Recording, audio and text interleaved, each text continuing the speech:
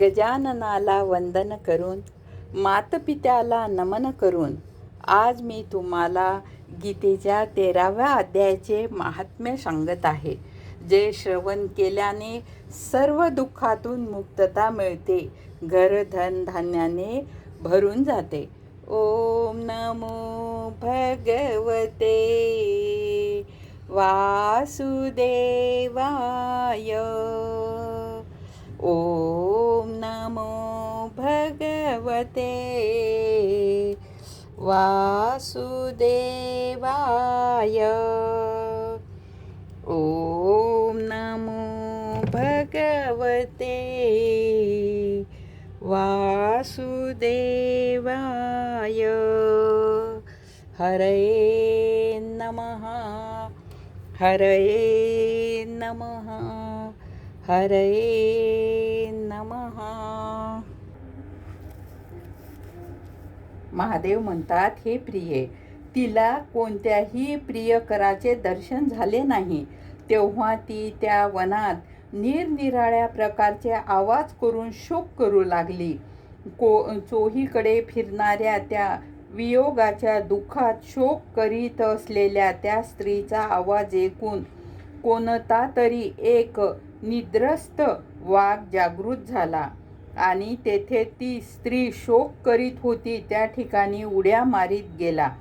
तिकडे ती सुद्धा त्याला येताना पाहून कोणी प्रियकरच येत आहे या भावनेने त्याच्या समोर जाऊन उभी राहण्यासाठी बाहेर आली. त्यावेळी वाघाने येऊन तिला आपल्या नखरूपी बाणांच्या प्रहाराने जमिनीवर पाडले.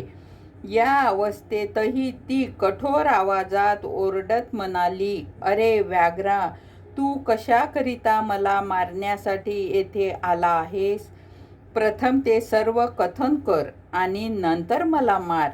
तिची ही गोष्ट ऐकून तो महापराक्रमी वाघ क्षणभर तिला आपला ग्रास बनविण्यापासून थांबला आणि हसण्यासारखे करून म्हणाला, दक्षिण दिशेमध्ये महापाल या नावाची एक नदी आहे. तिच्या किनारी मुनिपर्ण या नावाचे एक नगर वसलेले आहे. तेथे पंचलिंग या नावाचे प्रसिद्ध असलेले साक्षात भगवान शंकराचे शंकरजी निवास करतात. त्या नगरीत मी एक ब्राह्मण कुमार होऊन राहत होतो.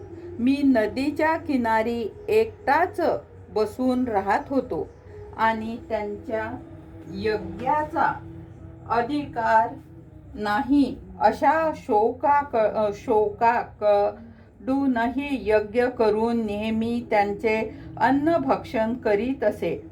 कित्येकच नव्हे तर धनाच्या लोभाने मी नेहमी आपल्या वेदपठनाचे फल ही विकत असे.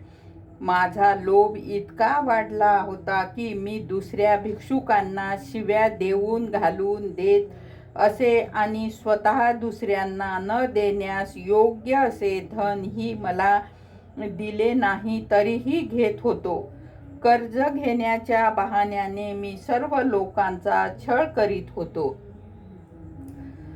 गोपाल कृष्ण भगवान की जय.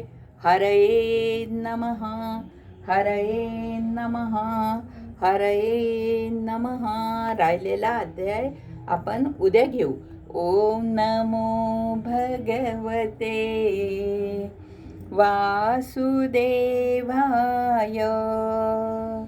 ओम नमो भगवते वासुदेवाय.